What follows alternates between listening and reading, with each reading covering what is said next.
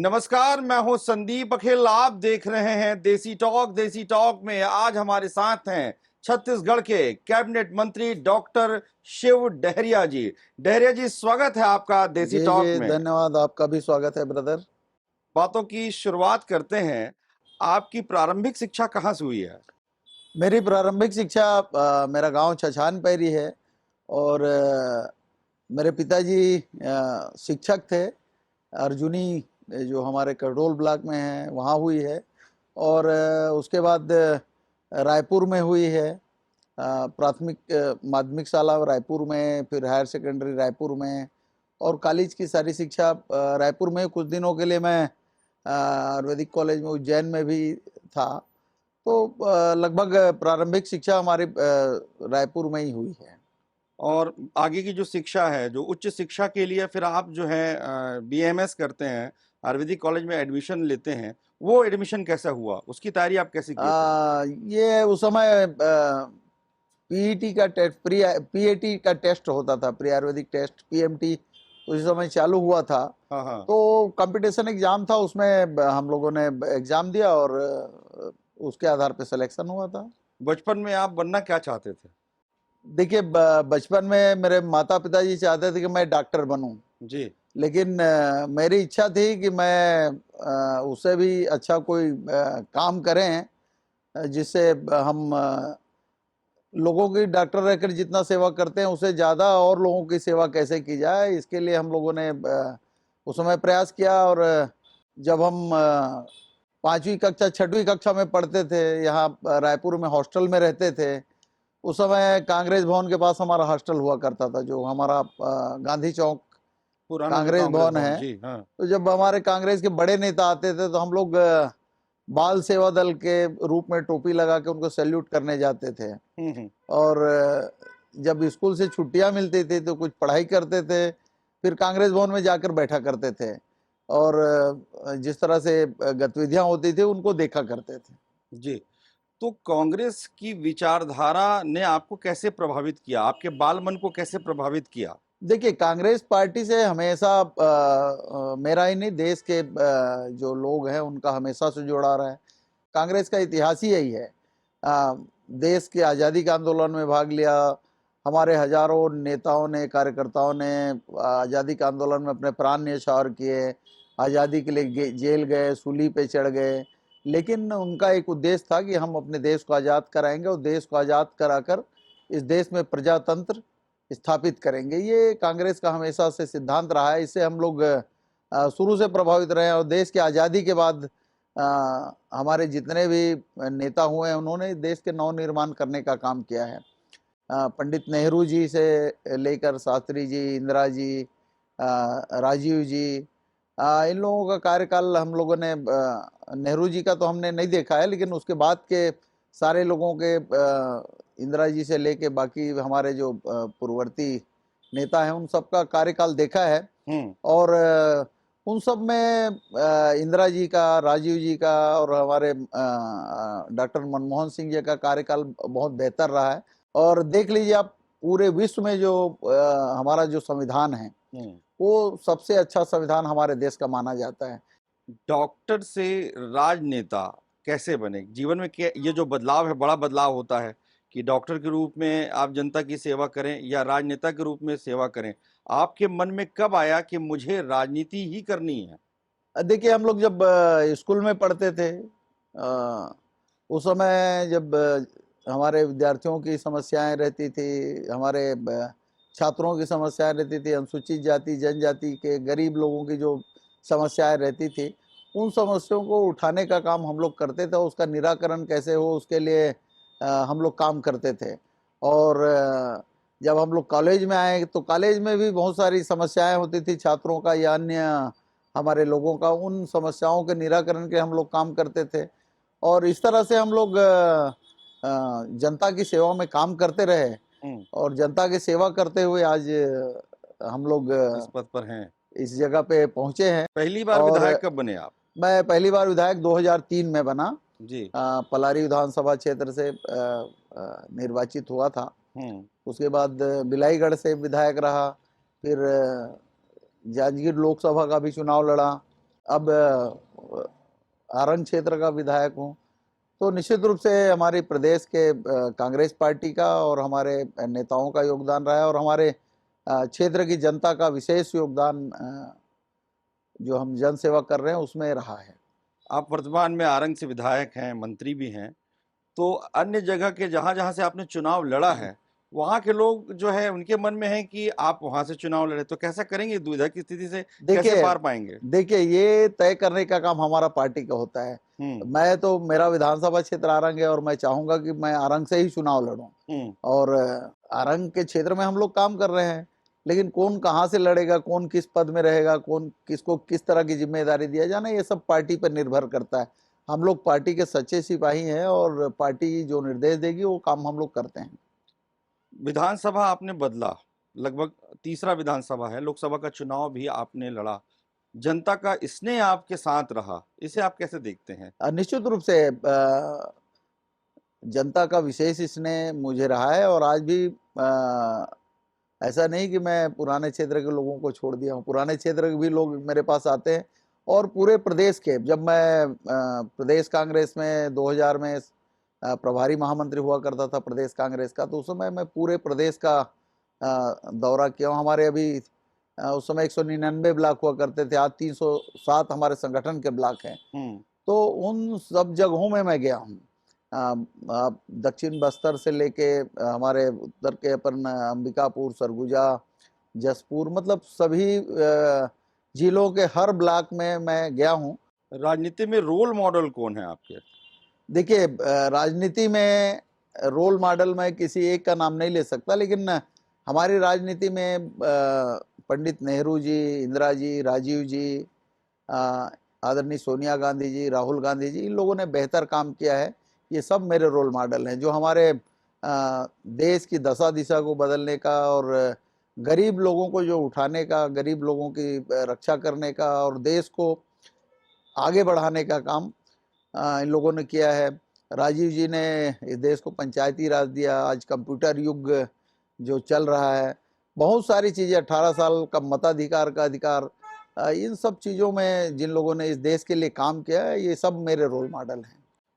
2003 में जब आप पहला चुनाव लड़े, तो जोगी जी का एक दौर था और जोगी जी से बड़ा आपका स्नेह रहा, उसे कैसे लेते हैं आप? निश्चित रूप से जोगी जी से स्नेह रहा है, और हम लोग भी उसको एक अच्छे राजनेता के रूप में देखते हैं।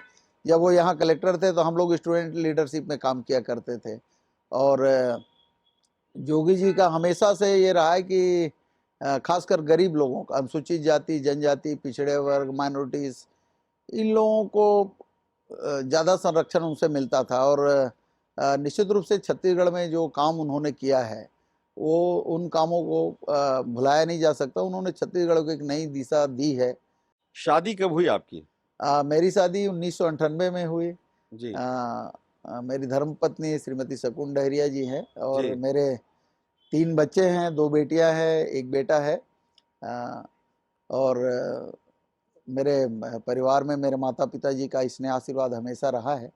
आज वो नहीं है, लेकिन जो माता पिता का जो स्थान है, और माता पिता ने जो स्नेह दिया है, वो हमारे दिल में है, और हमारे यादों में हमेशा उन लोग जीवित रहेंगे। धर्मपत्नी का कितना सहयोग मिलता है आपको? पूरा सहयोग रहता है, और मेरे हर चुनाव में वो बहुत सारी चीज़ों की जिम्मेदारी उन्हीं की रहती है। जब मैं पहला चुनाव लड़ा तो वो अ, मेरे साथ गाँव में जाके प्रचार किया करती थी। उनका क्षेत्र, बहुत सारे गांव ऐसे रहते हैं जहां मैं नहीं जा पाता, जा तो नहीं वहां पाते, वो हाँ। जाती हैं, और हुँ। वहां के लोगों की जो समस्या रहती है उनको सुनकर उनका निराकरण में हमेशा उनका सहयोग रहता है। मैं जब लोकसभा लड़ा तब भी उनका सहयोग था, और बाकी विधानसभाओं में जिन जिन चुनाव में चुनाव लड़ा हूँ, उन सब जगहों में उनका विशेष योगदान रहा है। और आज भी वो जन सेवा के काम में वो भी लगी हुई हैं, और मैं भी लगा हुआ हूँ। बहुत अच्छी बात है। 2023 में विधानसभा का चुनाव है, चुनाव बहुत नज़दीक है। तैयारियों को लेकर कुछ बताइए? देखिए छत्तीसगढ़ में भाई भूपेश बघेल जी के नेतृत्व में हमारी सरकार ने जितने वादे किए थे, घोषणाएं की थी, उन सब वादाओं को लगभग हम लोगों ने पूरा किया है। और किसानों का कर्जा माफ, बिजली का बिल माफ, सिंचाई टैक्स माफ, धान का प्रति वर्ष प्रति क्विंटल 2500 रुपया, यूनिवर्सल पीडीएस, हेल्थ, एजुकेशन। आपने देखा होगा कि इन सब चीज़ों में हमारा प्रदेश जो है पूरे अन्य राज्यों की अपेक्षा आगे है। और छत्तीसगढ़ में जिस तरह के काम इन 4.5 साल के समय में हुआ है, उसकी मिसाल हमारी छत्तीसगढ़ की जनता नहीं, पूरे देश के लोग आज छत्तीसगढ़ मॉडल के रूप में याद करते हैं। कोई ऐसा काम जो आपने, आपका विभाग जिस काम के लिए आपको लगे आत्मिक रूप से आपको संतुष्टि मिले कि हाँ ये काम मैंने किया है और इन 4.5 साल में इस काम को करके मुझे बेहद प्रसन्नता हुई है? देखिए, जब सबसे पहले मैं शपथ लिया मंत्री पद की, उसके बाद मैंने विभागीय मीटिंग ली, तो मुझे जानकारी मिली कि नगरीय प्रशासन विभाग में 7-7, 8-8 महीने से 9-9 महीने तक कर्मचारियों को वेतन नहीं मिलता था।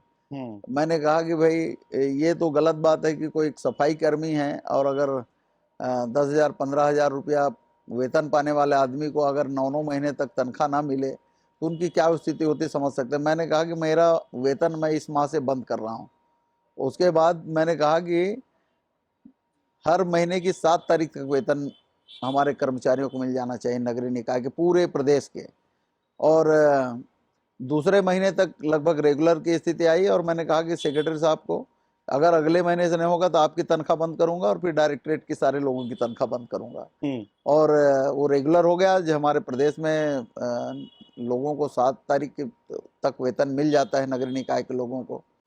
ये इस बात की मुझे संतुष्टि कि जो काम करने वाले हैं उसको समय पर उनका पैसा मिलता है और अपना घर अच्छे से चला पाते हैं।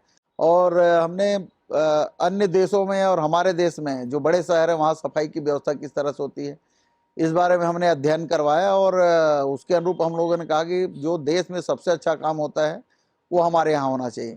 और इसका परिणाम ये रहा कि लगातार हम लोग 3 वर्षों तक पूरे देश में स्वच्छता के मामले में पहले नंबर पे आए, जो एक रिकॉर्ड है।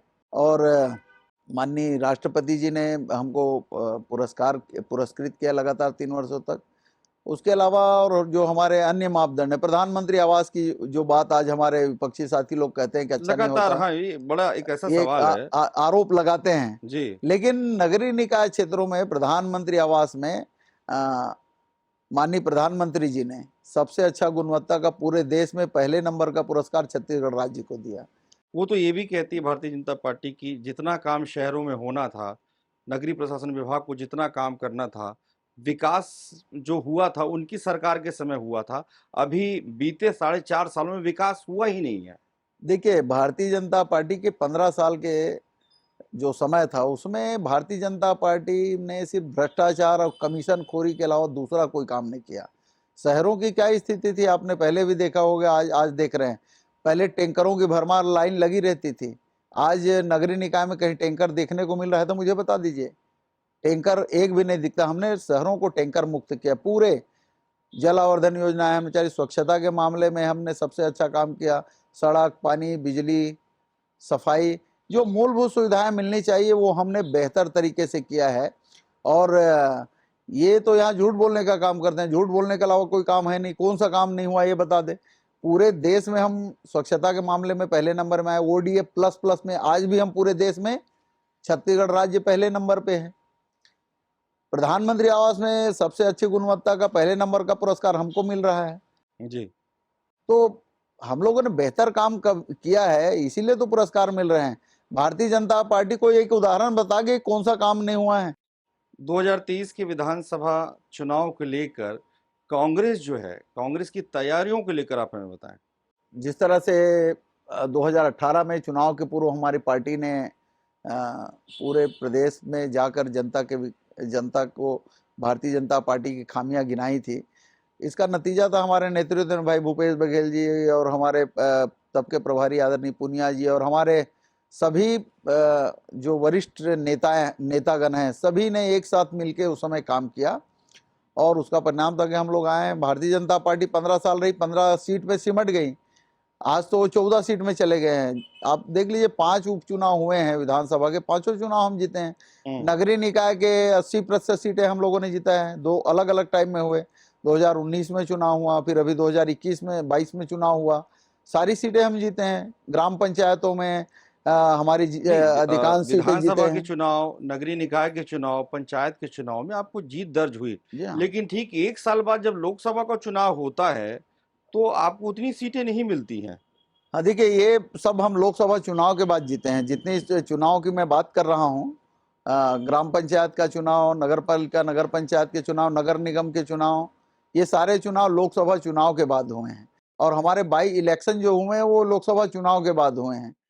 तो निश्चित रूप से आने वाले समय में हमने जो बेहतर काम किया है, भूपेश बघेल जी के नेतृत्व में सरकार ने जो अच्छा काम किया है, उसका परिणाम है कि हम बाकी के चुनाव अच्छे मतों से जीते हैं। जब आप लोगों से पूछा जाता है, आप केंद्र सरकार की बात करते हैं, और जब यहाँ की बात आती है तो बीजेपी कहती है कि जो वादे किए थे, जो नौकरियों की बात हुई थी, उसका क्या हुआ? नहीं, हमारी सरकार ने, कांग्रेस पार्टी ने जितने वादे किए थे सभी वादे पूरे कर दिए हैं। एक जो शराबबंदी का है, इसमें आपने देखा होगा कि कोविड के समय में क्या स्थिति थी। जब बंद था बहुत सारे लोग स्प्रीट पी पी के मर गए थे। तो इसीलिए हमारी समय सरकार ने कमेटी बनाई हुई है। कमेटी में भारतीय जनता पार्टी के नेता लोग आके सुझाव तो दे, हुँ। अपनी बात रखनी चाहिए। वो क्यों भाग रहे हैं? भारतीय जनता पार्टी जो है हमेशा श्री राम को लेकर चलती रही, लेकिन छत्तीसगढ़ में रामवंट पदगमन की बात करें, कौशल्या माता के मंदिर की बात करें, तो क्या भारतीय जनता पार्टी को अलग हटाने के लिए कांग्रेस की ये रणनीति है कि वास्तव में जो है आप श्री राम के पदचिन्हों पर चलना चाहते हैं? निश्चित रूप से हमारी सरकार जो है भगवान राम को मानती है, हमारा इष्ट देव है। सबके इष्ट देव भगवान रामचंद्र जी हमारे दिल में बसते हैं। और भारतीय जनता पार्टी तो सिर्फ वोट लेने के लिए भगवान राम का नाम लेती है। हम तो अपने दिल में बसा के रखते हैं। हमारे सबसे बड़े नेता महात्मा गांधी जी, जब इन्हीं आरएसएस, भारतीय जनता पार्टी के जो तृतीय शाखा है आरएसएस के एक नेता ने हमारे महात्मा गांधी जी को जब गोली मारी, तब भी उनके अंतिम शब्द क्या थे? तो राम हमारे दिल में बसते हैं, इसलिए हम राम को आराध्य मानते हैं और उनके अनुरूप काम करते हैं। आज देख लीजिए, भारतीय जनता पार्टी 15 साल रही, कोई गाय का काम उन्होंने किया, भगवान राम का कोई काम किया तो बता दें? भगवान राम का तो कोई काम ही नहीं किया, सिर्फ वोट मांगने के लिए जय श्री राम का नारा लगाते थे। जय, दिन भर जय श्री राम, शाम को 250 ग्राम। गायों की सेवा के लिए पूरे प्रदेश में हम लोगों ने गौठान का निर्माण किया है, आपने देखा होगा। गोठान से मुझे ध्यान आया, गौधन न्याय योजना की शुरुआत ही आपके विधानसभा क्षेत्र से हुई है। निश्चित रूप से मेरे ख्याल से आप भी उस समय जी, वहां उपस्थित थे। जी, जी। हमारे आरंग से ही, गौठान से ही गोधन न्याय योजना की शुरुआत हुई।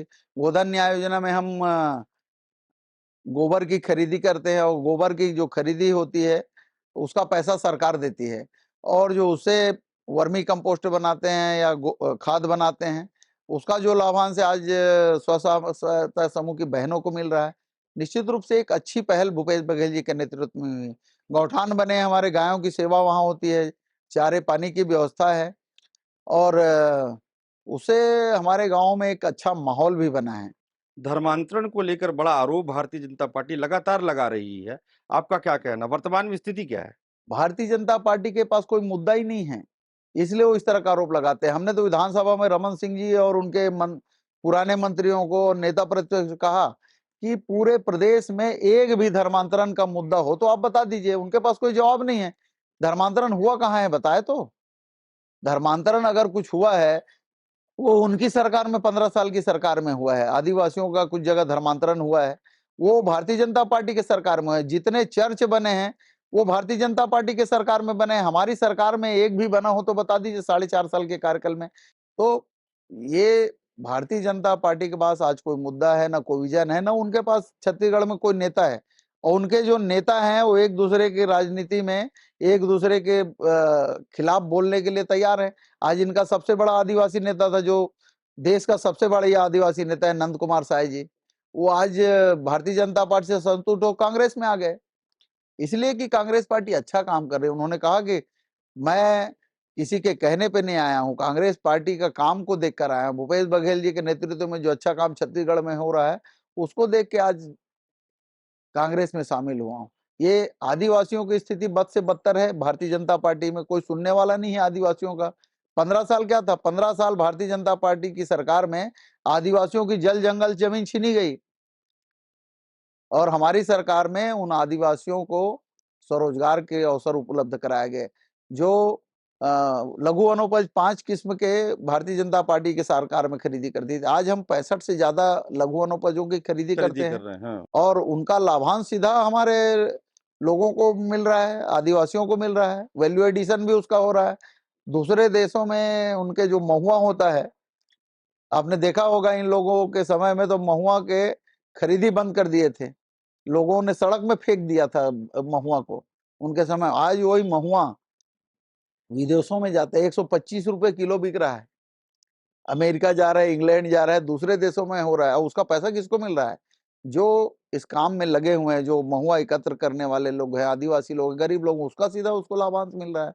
हमारी महिला स्व सहायता समूह की बहनों को वहां पे काम दिया गया है और उनका लाभांश उनको मिल रहा है। स्वरोजगार की दिशा में आज आदिवासियों को लगाने का काम, अनुसूचित जाति के लोगों को लगाने का काम, युवाओं को बेरोजगारी भत्ता दिया जा रहा है, युवाओं को अच्छे अवसर सेवा नौकरी में देने का काम, उनको उनके लिए नौकरियों में भर्ती का काम आज चालू हो रहा है। राजनीति से तरह छोटे-छोटे प्रश्न जो हैं कि आप खाने में क्या पसंद करते हैं? देखिए, हम तो छत्तीसगढ़िया आदमी, छत्तीसगढ़िया भोजन पसंद है। छत्तीसगढ़िया में का पसंद करता? अब छत्तीसगढ़िया में का है, हमार छत्तीसगढ़िया में दाल भात चावल रोटी सब्जी, ये तो हमार मन के गांव के भोजन है। बासी भी कोनो कोनो दिन खा लेथन हुँ। घर में, बात जेते तो हमन बोर देथन बासी, बोरे बासी सब्जी में सुबह का खा पसंद लेथन। करता है? सब्जी में हमार जतेक छत्तीसगढ़िया सब्जी है, सबो सब्जी भाजी से लेके जतेक हमार हरा सब्जी सब पसंद है। फ़िल्म जिन आप लोग बहुत पसंद आए हुए, वो कौन-सा है? बहुत सारे फिल्म हैं जो हमार समाज सुधार के काम हैं, बहुत सारे उन्नति प्रगति के काम हैं। ऐसे एक ठो उदाहरण नहीं दे जा सके, बहुत सारे फिल्म है जे जेकर योगदान नया पीढ़ी ला आगे बढ़ाए के, समाज ले इकट्ठा करे के, ऐसे हवे ये सब फिल्म कोई ला हमन अभिनेता जिन पसंद। आप लोग पसंद हो? पुराना जब पिक्चर बनत रही ओमा राज कपूर जी हवे, राजेंद्र कुमार जी हवे, अमिताभ बच्चन है, संजीव कुमार है, ये सब राजेश खन्ना जी है, सबके अलग-अलग रोल है और सबके काम अच्छा रही से। कोई गीत ऐसन गीत जिन आप वो समय कॉलेज के समय सुनत रहे हो, जिन आप लोग बहुत अच्छा लगत है, वो कौन-सा है? जैसे हमार पुराना जो हिंदी फिल्म के गीत है, हमार छत्तीसगढ़िया फिल्म है, ओकर मन के सब म्यूजिक हमन ला पसंद है। मनखे मनखे एक समान गुरु घासीदास बाबा के संदेश छत्तीसगढ़ और पूरा देश भर कतका जरूरी है आज? आज भारतीय जनता पार्टी और अन्य बहुत सारे पार्टी मन जब देश में जाति और धर्म के लड़ाई के काम करत है, तो आज बाबा गुरु घासीदास जी के जो उपदेश है वो आज प्रासंगिक है। ओकरे से मनखे मनखे एक समान, एक पिता के सब संतान।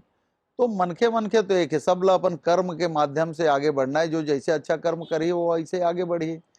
तो बाबा गुरु घासीदास जी के जो उपदेश रही से आज भी वो समय जतका प्रासंगिक रही से ओकर से ज्यादा आज प्रासंगिक है। और हमन ला ओमा चल के समाज के सुधार के, समाज के विकास के, प्रदेश के और देश के विकास में अपन योगदान देना चाहिए। छत्तीसगढ़ के जनता ला आप का संदेश देना चाहो?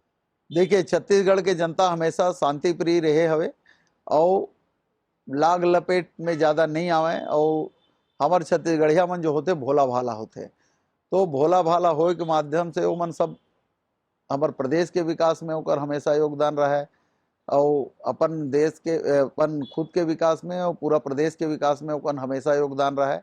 ऐसे मैं हमारे प्रदेश के जनता से आशा करता हूँ।